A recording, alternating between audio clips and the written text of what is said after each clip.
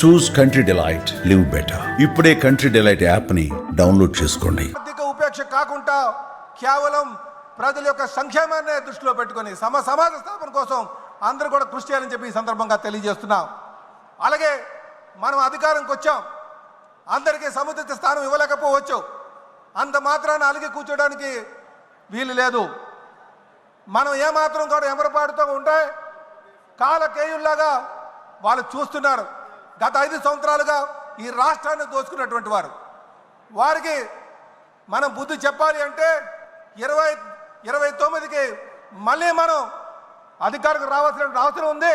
మీ యొక్క సహాయ సహకారాలు అందించాల్సిన అవసరం ఉందని చెప్పి తెలియజేస్తూ నాకు ఈ అవకాశం ఇచ్చి ఈ అద్భుతమైనటువంటి వేదిక మీద మాట్లాడే అవకాశం ఇచ్చినటువంటి మన రాష్ట్ర ముఖ్యమంత్రి వర్యులకి మరొక మారు నేను ధన్యవాదాలు తెలియజేస్తూ, నాయకులందరికీ కూడా ధన్యవాదాలు తెలియజేస్తూ సెలవు తీసుకున్నాను.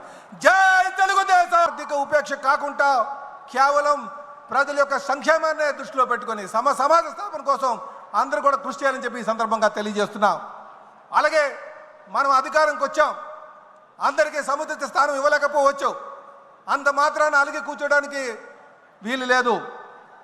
మనం ఏమాత్రం కూడా ఎమరపాటుతో ఉంటే కాలకేయుల్లాగా వాళ్ళు చూస్తున్నారు. గత 5 సంవత్సరాలుగా ఈ రాష్ట్రాన్ని దోచుకున్నటువంటి వారికి మనం బుద్ధి చెప్పాలి అంటే 2029కి మళ్ళీ మనం అధికారికి రావాల్సిన అవసరం ఉంది.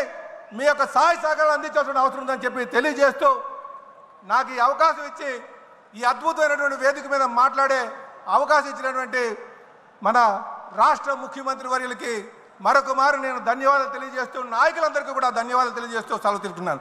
జై తెలుగుదేశం.